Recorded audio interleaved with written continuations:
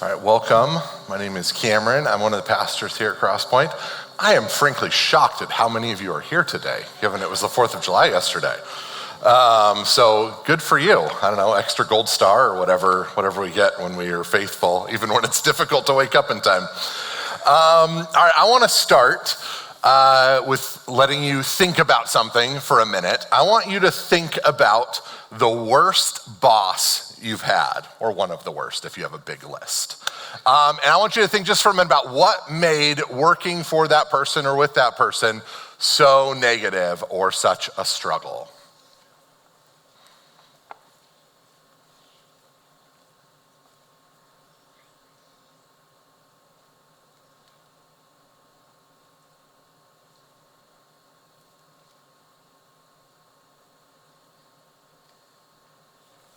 Sorry to bring you down on Sunday morning, if that was hard. We're talking about leadership today, and I thought about starting with a funny story about a bad boss, but Mac's in the hospital, and no, I'm just kidding. No, but also this is being recorded, so anything I say could get back to whoever I talk about, so I didn't really want to do that, but I thought maybe you could think about who some of those people are. We're talking about leadership and power, and especially in the church today, because that's what Paul is talking about in 1 Corinthians. And as I was thinking about some of the negative experiences with leadership and power I've experienced, I think they kind of fall on a couple ends of a spectrum of how our world approaches leadership and power. And so here's like kind of two extremes. Maybe you've experienced this as well. On one side is someone who's really controlling, right? It's all about their ego. Like we talk about top-down power, or they're pushy or demanding. And this is for many people in the world what we think of as a good leader. Someone who pushes and gets results no matter what, right? Just makes things happen. And sometimes in our culture, though, I've seen a pendulum swing all the way to the other side, where we don't want to be pushy and demanding and toxic. And so people on the other extreme can be timid, really lack any leadership presence, be people-pleasing. And those people can be just as difficult to follow as those that are really pushy and demanding, right? Who never quite tell you what's going on or never really push for what you need in your organization. Now, today we're talking specifically about leadership in the church, and I think one of the problems with church leadership just in general in this age is that our imagination for leadership in the church often comes from outside the church. So, on the one hand, on the one kind of end of the extreme is we have pastors who see themselves as the CEO and the boss and pushing people around and all in the name of getting results for the kingdom. Or as I talk to other pastors from other churches and stuff, a lot of times elder boards or leadership teams can be this way. Really successful businessmen who, get promoted to being an elder because they're good at business, don't have maybe the spiritual life that they need and end up being pushy and demanding. We had someone, this was years ago, leave our church when one of our pastors talked about going to therapy. Because he's like, it shows weakness. A leader should never show weakness, right? And so that's one extreme that's clearly being imported from the culture around us. But on the other hand, I think another thing we see in church leadership and in leadership in the church is an effort to look more Jesus-like. And again, this is an image of Jesus, holding a lamb and petting it with a bunch of children, just really gentle, Jesus is gentle, but Jesus was not timid, right? Jesus was not a people pleaser. Jesus didn't lack leadership. He clearly stepped into really important moments when he needed to. And so I think as we think about how do we lead in the church, how do we not just look the way our culture does, we need a new imagination for how we exercise our leadership and our authority, how we relate to the things we have responsibility for, and how we relate to getting results. And this is important for all of us, not just for those that are serving in some way in the church, because we all have some sort of leadership and influence in the world, whether it's over your children, whether it's at work, right? Even though it's not quite the same as being in the church, we want to look like Jesus in everything we do. So if you're leading in the secular world, hopefully your leadership looks something like Jesus, right? Maybe you do serve at church in some way, but we all should also be discipling others. And so the way we all all have some stake in how we lead and how we exercise the authority and responsibility God has given us. And our passage we're going to look at today in 1 Corinthians, I think gives us a really good imagination and a really good image for what this can look like. Now, a little context, in our passage last week, kind of right as Paul's wrapping up, he talks about how the Corinthians, like there's been this theme kind of coming over and over, that some of them say like, I follow Paul, some say I follow Apollos, so two guys back in the Corinthian church or that were instrumental in their church. And so Paul does not like this. He doesn't like that they're dividing over which leader they like better and who they're gonna follow. And I belong to this person, I belong to this person. And instead of just saying, hey, you guys need to stop, although he does do that too, he gives them a new imagination for how to think about leadership and how to relate to their leaders. So this is from 1 Corinthians chapter 3, verses 5 through 9. Paul says, what, after all, is Apollos? And what is Paul? Only servants through whom you came to believe, as the Lord has assigned to each his task. So Paul and Apollos are both only servants through whom they actually came to belief in God. I planted the seed, this is Paul talking. Apollos watered it, but God has been making it grow. So he kind of draws on an agricultural image that would have been familiar at the time of someone planting and watering and growing a crop. So one does one thing, one does the other, but God's the one making it grow. So neither the one who plants nor the one who waters is anything, but only God who makes things grow, right? Paul and Apollos, their contribution is so small compared to what God is doing in the Corinthian church. The one who plants and the one who waters have one purpose. So, they're trying to divide Paul and Apollos and be like, they're two different, but Paul's saying, no, we're all on the same team doing this. We have one goal. And they will each of the people working in the kingdom will be rewarded according to their own labor. For we are co-workers in God's service. So we're talking about him and Apollos, they're co-workers. They're not rivals, they're not people to divide over, they're co-workers. In God's service, you, the Corinthians, the church, are God's field, God's building. And so that last little phrase, God's building, is going to transition to the metaphor he uses next week that we'll look at. I'm going to unpack this a little bit more as we talk, but our bottom line for today from this passage is that spiritual leadership is humble service to God for the sake of others. Right? It's not about just wielding power and being in control and getting results. It's humble service to God and for the sake of other people. Now, there's kind of two, when we read this passage, there's kind of two layers of application that we can talk about. One is how it applies to us as a church, right? Because remember, when Paul was writing this letter, he wasn't writing it to individuals, he was writing it to a whole church community that was struggling. But there's also, I think, some really good lessons for us to learn from this when Paul gives this new imagination for what leadership can look like. Because most of us have areas that we have influence over other people, and we have authority and we have power. And so we're gonna spend some time talking about both of those, but we're gonna start with as a community. What are the community ramifications for this passage? Because this is the primary reason Paul was writing. Right, he's writing to a divided community that's struggling because they're kind of dividing over their leaders, and he's trying to unify them by giving them this new imagination. So remember, the Corinthians, we've talked about this before, but a little recap in case you haven't been here or you have, like me, and have a very bad memory. The Corinthians were putting their leaders on a pedestal and then dividing over them. So a lot of commentators think Paul was someone who, we know some things about Paul. We know he was a tent maker, so he's like a manual laborer. He had a craft and a trade. We also know from the context of the letter that he specifically says, I didn't use really wise, like big fancy words with you guys when I was preaching. I was trying to keep it very simple in order to help you see the simplicity of the gospel and like really like hone in on the cross.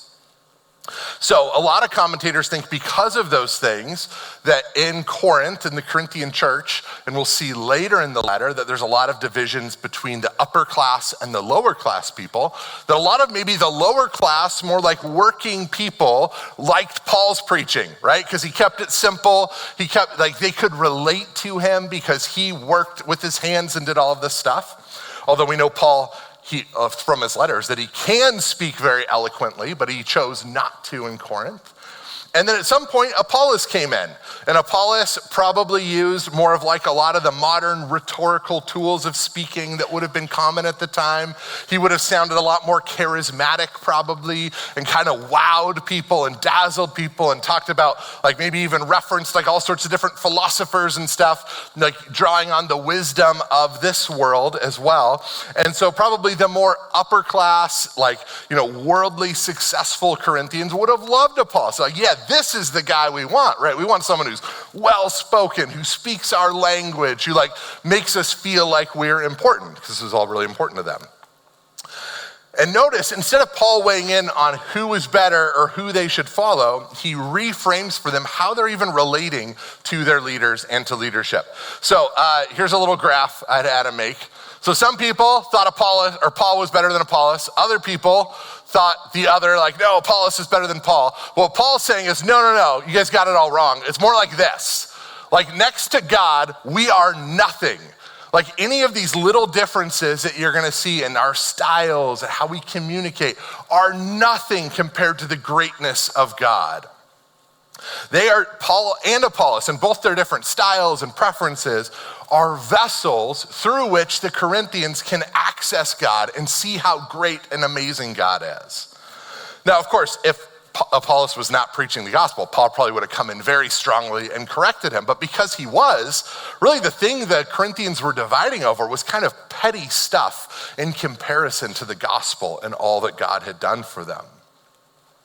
So Paul is reminding them that from the very beginning, the point was never about the leader and the person preaching and the person who planted the church or helps the church grow, right? He says, only servants through whom you came to belief. It was never about them. They were just servants. You should never say, I belong to Paul, or I belong to Apollos, or I belong to this person, because the only slogan we should have is we belong to God.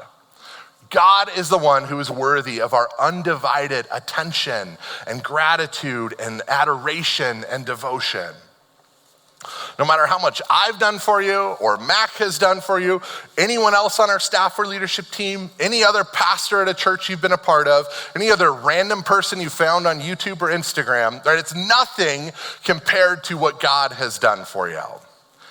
It'd be like if, my wife, Megan, made a really big dinner and worked really hard on this meal. And then our little 3-year-old Rosie says, hey, Daddy, dinner's ready. I would tell her, thank you, Rosie.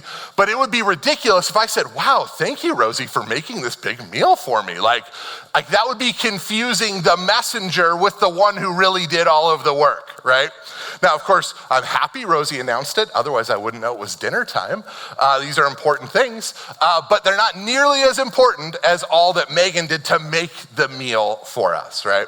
And so in the same way, as a leader, the very best I can do is be like a little toddler who comes out and says, hey, look at this amazing thing that happened, right? It has nothing to do with me, nothing to do with what I've done, but everything to do with what God has done for us. The best thing I can do is to embody that kind of love. Not so you go, wow, Cameron's a really great pastor, or a really good preacher, a really good whatever, but so that you can experience the goodness and the bigness and amazingness of who God is. Right, so it's good to love your leaders. I don't want you guys to walk out and be like, all right, cool, we're just gonna be mean to Mac and Cameron and everyone on staff now, right? That's not the point. So it's good to be kind, to love, to be encouraging, all of those kinds of things. But when our respect or our fondness or the things we like lead to an exclusive loyalty or pull us away from God, it becomes more about a person than what God has done, then that is a problem. Now, broadly, in the American church, this is a big problem, right? We've talked about this before, with politics. Like we divide over leaders that aren't even spiritual leaders or people we even know, but we can divide over them if we're not careful. There's like a celebrity pastor culture, right? And social media has just made this way worse, where we put people on pedestals and think like, wow, they're the most amazing thing in the world. And it does really bad work for people, both the people who are preaching and like us who put them on pedestals. And we've seen this kind of celebrity pastor culture has created a whole lot of problems in the church, right? It allows a whole lot of unhealthy things to happen. Because if someone is above reproach or on a pedestal, then we don't question, or the system kind of exists to protect them. And there's been a whole lot of abuse and all sorts of things like that we've seen in the American church. But when I look at our church at Crosspoint, I actually think we do a really good job of this. Structurally at Crosspoint, I talked about this a little bit last week, that we've tried to set our church up so that it all is not like centered on one person, right? It's not all centered on Mac, our lead pastor. That it doesn't flow to whoever that is, that he's not like the person like we worship the ground he walks on, right? Or any of us as leaders don't become that. Although there is like some natural tendency of things like move upward in the organization, and that's totally normal and natural and not necessarily a bad thing. But we all on staff have seen examples of when that power has gone too far, right? And none of us want to be people who get into that position where people are putting us on pedestals, because we know it's going to do really bad work for our souls. So we try to resist that as much as possible. One of the things you'll hear us say, you hear Max say, is that he's one of the pastors. And so a lot of times new people who come to our church are like, who is the lead pastor here, right? They're a little confused. And it's kind of silly. Sometimes, this was a couple years ago, someone made a nameplate for Mac's door where it just said one of the pastors to cover up his lead pastor label. And so it's, sometimes it feels that we kind of like tease him about it or whatever, but it is not an effort to like abdicate leadership or to like not be in charge. It's from a genuine posture of wanting to maintain humility, wanting to not pretend like any one of us is better than the other person or more important, and to resist that flow of everything kind of centering and falling towards whoever is at the top of the organization. Right? And we've seen, Mac's been in the hospital this last week and a half, that like there's something really good about this, that our whole church does not hinge on one person being in the building for us to be okay, right? That God is working through a multitude of people. And so when one person can't be there, or like last summer when I was on a sabbatical, like we could cover and things would keep going just fine. Right, you see this on our preaching team, that we have a team of people preaching. We've also seen that when you're up on stage every week, it can do really bad work for your soul to be like in the spotlight all the time, and people being like, oh my gosh, you're so amazing, right? Because it's not true. I appreciate when you guys say that you think I'm amazing, right? I'm not gonna say don't ever say that. But it's also not true. And so, but if you're up in the spotlight all the time and hear that, that doesn't do good work for you. And there's also the benefit of everyone on our team is very different, like on our preaching team. And it would be really easy as a church community to divide over that, right? Over different preaching styles, different leadership styles. And I am sure that everyone has favorites, right? I'm sure that in kind of this last couple weeks of crazy things happening, when you saw that I came up here for the third week in a row, some of you went, oh, look, Cameron. And some let out a big sigh and went, oh boy, here we go again, right? I just know that's gonna happen, right? I don't take it personally, it's true.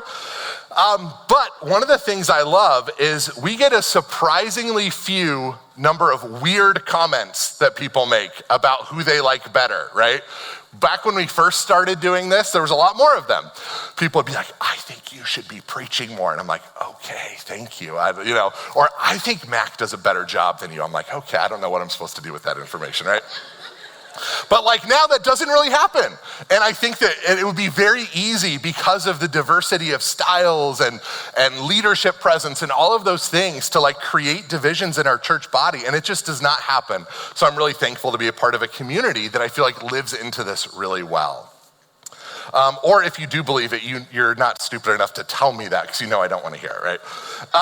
So that's kind of on the corporate level, right? There's some important things to keep track of, but as a church, I think we're on the right track here. But now I want to shift to us as individuals, learning to exercise our leadership and our authority in Jesus-looking ways, both in the church, but also in your family and in your workplace and wherever it might be. Here are some lessons I think we can pull from Paul's image here of what leadership is in this new imagination. And the first thing is that leadership is service and requires humility. Right, Paul had a lot of words and images he could have used to explain leadership and to talk about it. And he chooses the word servant in the image of someone working on a farm as like a manual laborer. Now, a servant is, in the Greek, someone who serves, right? A really, really deep thought there. Usually doing unskilled work like a waiter, not quite as low as like a slave, but kind of a level above that. And so to the Gentile ear, this word that Paul uses for servant would speak of low social status, unlike the word apostle. So when he says, hey, it's only God, like we are nothing, it's only God, like he's talking about we're servants. It's the same word he uses in Matthew chapter 20, verse 26, where Jesus says, not so with you. Instead, whoever wants to become great among you must be your servant. It's the same word he uses in Matthew chapter 23, verse 11, that Jesus uses. The greatest among you will be your servant. Paul has been talking a lot about the cross and how this is like central to the gospel and the good news and what God is doing. But it also serves as the basic model for Paul for ministry, right? Because Jesus was a servant. He went around teaching and feeding people. Even we have stories of when he's exhausted and tired, but people need healing, that he still goes to serve them and to heal them. And in the ultimate expression of service, he gives his life for many people, for the ransom of many. So leadership is service and requires humility, right? We are servants. Now, no, humility and being a servant doesn't mean you don't ever do anything important, right? Sometimes I think we get this false picture of like humility means like I just stay out of the spotlight at all costs and don't ever do that. That's kind of like a false humility, to think you're incapable of doing what God has called you to do. So instead of saying yes and relying on him for strength, you just say, no, I can't do that, and kind of like peace out of what God's called you to do. Paul can be humble about his place in the world and in relation to God. He can see himself as a servant and still do really important things for the kingdom. Being a humble servant isn't a limit on what you do. It's the posture from which you do what you do. Right? It's not meant to limit us or keep us from doing what God's called us to do. It's the posture from which we do everything. One facet of using this word servant is to remind them, Paul's trying to remind the Corinthians, that servants aren't to be followed, right? They're serving someone else. So one commentary I was reading said in verse 6, Paul and Apollos are compared to humble farm workers, the sort of manual laborers the elite in Corinth despised, right? So the Corinthians, like the really high class people, thought everyone else was beneath them. And so Paul is kind of like shaming them a little bit in the moment to be like, look, you guys are fighting over servants here. Like you're fighting over humble farm workers. You know, another way to see it is if you think of like the Victorian era dramas like Downton Abbey, Pride and Prejudice. It's like, you guys are fighting over butlers right now. Like, what is your problem? Like, this is not what you should be doing. Like, you guys look ridiculous doing this. If you want to follow someone, you should follow the master, not the servant. Because God is the one in charge of all of this. It's not about Paul or Apollos, right? Which leads to the next kind of thing we can pull from this, which is that leaders answer to God. When we talk about servant leadership, which is kind of like a buzzword sometimes, the impression can be that you're serving the people you lead. And in some ways that is true. Like Paul and Apollos are both serving the Corinthians, but it's also kind of not true. Because they're not ultimately serving the Corinthians, they're serving God by serving the Corinthians. So like the Lord is the one who assigns each to their task, and they will each be rewarded according to their own labor, for we are co-workers in God's service. You are God's field. Like you don't serve the field, you serve the master who's the one who's going to pay you, right? So their ultimate master is God, not the people that you lead. You serve the people you lead as an extension and under the authority and direction of God. It's all God's. We are just stewards of what he's telling us to serve and love and lead in and exercise authority over. We serve people because it honors God when we do it. Right, one of the things Megan, my wife, says when our girls are a little feisty, she says, I love to serve you, but I'm not your servant, right? And that's the same thing for like in leadership, is that we love to serve people, or we should love to serve people, but we're not like servants to be ordered around. We're ultimately God's servant. Another kind of example that I was trying to like wrap my head around this is like when we hire a babysitter, right? Which by the way, most of our babysitters have graduated high school. So if you are babysitting, please let me know. I'd love to talk to you after the service. The best babysitters serve my kids, right? They love them, they play with them, they do what the kids want to. If the kids want to have a silly dance party, they'll do a silly dance party. Like they will serve my kids, they will clean up after them, they will cook for them, like all of those kinds of things, right? But they don't do everything my kids want, right? Because my kids will make some unrealistic demands and they have to say no to those things, because while they're there to serve my kids, I'm ultimately the one who's paying them when they get back, right? They are accountable to me, not my children, even though they're there to serve my children, right? And the same is true for us in leadership, is that there are times when God will call us as a church to either lean into things or to say things and talk about things that will make us uncomfortable or that will challenge us or that we might not want to deal with or talk about or lean into, but that is okay. If that's what God is calling us to do, that's what we're going to do, right? Because ultimately, as a church, we serve God. We don't just serve like the whims of what people want, right? Of course, that's part of how we discern what God is up to. But ultimately, we want to be faithful to God. Thirdly, leadership looks different with different roles. It's, I think, something we see in this passage, right? Paul and Apollos had different purposes, even though they were all working towards one goal. The Lord assigned to each his task. And Paul's a little bit anticipating the reaction the Corinthians might be like, well, why are you guys so different? Why are you doing different things? But the differences aren't meant to be something to divide over. They are like what God has asked them to do and ultimately for their good, right? If they both just planted a bunch of seeds in the ground, but no one watered it, nothing would happen, right? Or if everyone just is dumping water everywhere, but there's not a seed, like nothing's gonna happen. And so the focus shouldn't be on the servants. The focus shouldn't be on like, well, what are they doing or how exactly are they doing it? But ultimately on God and what he's called them to do. Right, I just love, this is one of my favorite images in the New Testament, is this idea of like them both working towards this, but ultimately it's God is the one who's making things grow. Because as a leader, it can be really discouraging sometimes investing in people, right? There's a lot of times that I don't see the whole picture. Like the number of times that I've been involved in some sort of like weird crisis thing or something big happening in someone's life, and maybe we talk for like 15 or 20 minutes and then I never see this person again. I'm like, I wonder what ever happened to that person who had this crazy stuff going on, right? This happens all the time, but I love this image of like, we are just supposed to be faithful doing our part in someone's story. Like our part investing in someone or in a group of people or whatever it might be. And then we can trust that God is working beyond what we can see and what we notice and what we're even aware of.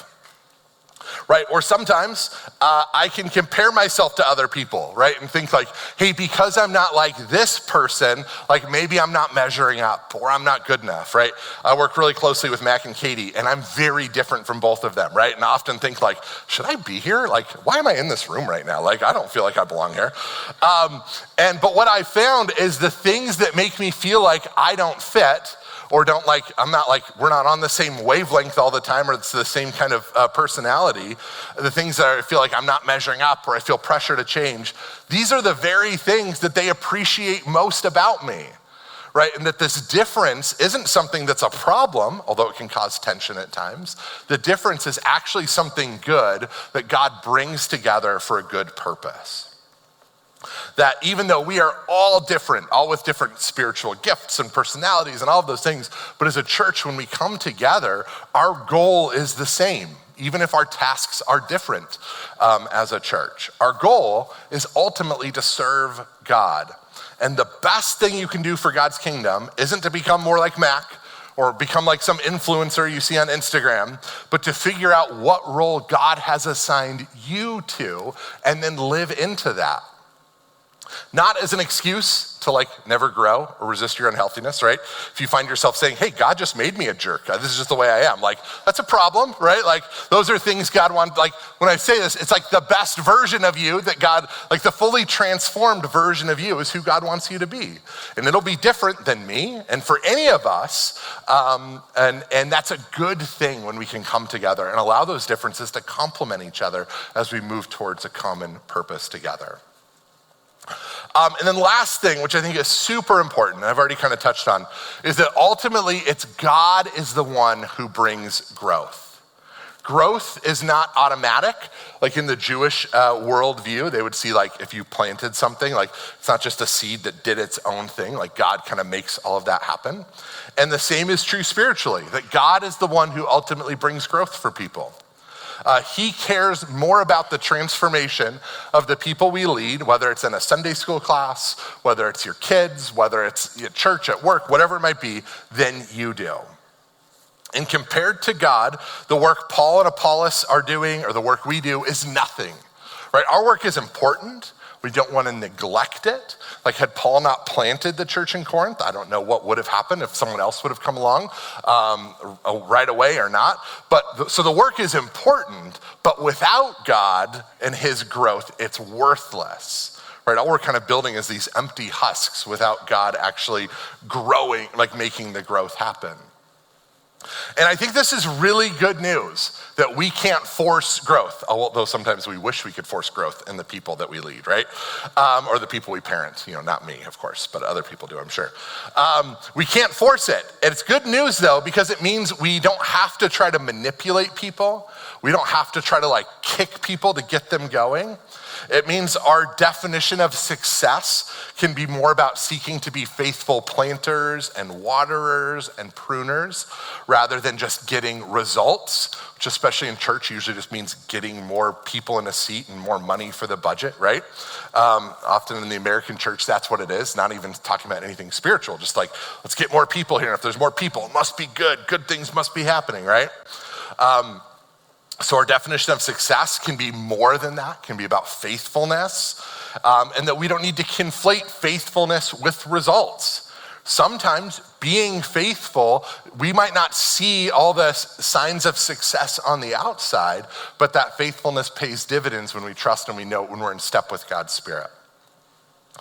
It's good news because it means even sometimes the most hopeless cause is still worthy of whatever we do, because we're only a small part of their story. That was one of the awesome things about being involved with Celebrate Recovery and just hearing so many people's stories, is there's so many people who talk about all these people along the way in their recovery journey who had an influence on them, right? And from the outside, you wouldn't think like that anything was getting through to some of these people by the way they were living their life, but all of those things mattered, right? And God used all of those little interactions and those times at church, even when it looked like nothing was happening on the outside. Right, I used to work with students when I was a youth pastor here and in Oregon. There was lots of times I'd be like, none of these kids are getting it, right? And sometimes it's like years later that I hear like, wow, they'd be like, Cameron, that really meant a lot to me. I'm like, geez, I kind of wish I would have known that back then, but so like something was happening even though I couldn't see it. We only get to play a small piece. I think of our benevolence and our deacon team who meet with people in crisis, like whether it's a housing crisis or domestic violence or things like that, and then so often never see these people again, right? The hope is that they would, we would develop an ongoing relationship. But sometimes all we can do is we're there for this one moment and we get to be Jesus to them and speak truth into their life and help them. And we only get to be a small, tiny part of their story, but it's still significant, right? Because we can trust that God is working beyond what we see and notice. And that's all we can do is play the part that we are called to play, whatever that role is, to play it faithfully and trust that God is working beyond what we can see or we're aware of. All right, as we wrap up here, here's a couple action steps, some things to think about. Again, we don't ever want to just like download a bunch of information and be like, cool, that sounded good, but actually do something with it. So these are all on the website as well. If you want to kind of go back to them this week, some questions you can pray through. If you think of that spectrum, where do you tend to default? Are you more of like a power over people, or do you not use that? And again, just to get some awareness, so you can be a more faithful leader and influencer in the lives of people that you have influence over. And then spend some time thinking about a leader from your life that embodied Jesus-looking leadership and investment. What did they do? What do you want to integrate with your own life? I thought there's so many people in my life that I think like, man. And also it's like, did I ever tell them this? Maybe I was the stupid middle school kid who never said anything when it mattered, right? But people who meant a lot to me that I can look at and learn from even years later. And then a couple action steps, like practical things you can do. Put something up as a reminder, like that you are a steward in an area you serve. So like if you serve in kids ministry, something to remind yourself, like I'm just doing my part in this, so you can be faithful to that. Start serving somewhere if you're not. Like we have, like at our church, tons of areas to serve. I know many of you are serving, right? We have with kids and middle schoolers and high schoolers, a great opportunity to invest in the next generation and exercise some of that leadership and authority and power in order to serve people. Those are great opportunities to do that. And then thank someone for their role in your spiritual journey, right? Just to encourage them for what they've done for you. So, all right, well, I'm gonna pray for us. Again, thank you everyone for all your prayers for Mac and everything he's going through. Thank you for everyone who's reached out and asked how we as a staff are doing. Things, of course, we wish he was out of the hospital and doing well, but things are also going really well. And this is just one of those reasons why we have a team model of leadership, so that when things happen, we can fill in and it doesn't have to be a huge burden on any one person or a struggle, that we can keep moving forward as a church. So I just thank you for your continued prayers in that, and keep checking the Facebook group for updates as we hear them. We'll put them on there. All right, let me pray for us. God, thank you so much for your love and your grace. God, that you work beyond what we're even aware of. God, that you have called us into something beautiful, which is to serve other people. And God, I just ask that you would give us the courage to step into that calling, whether that's with our kids, whether that's at work, whether that's serving in some area at church. God, help us to step fully into that, trusting that you're working beyond our capabilities, and God, helping us to know what our part is in that, so that we can play that part faithfully and well as we seek to embody your kingdom love here as a community. So we thank you for your love and your grace. It's in your name we pray, amen. Thanks, have a good week.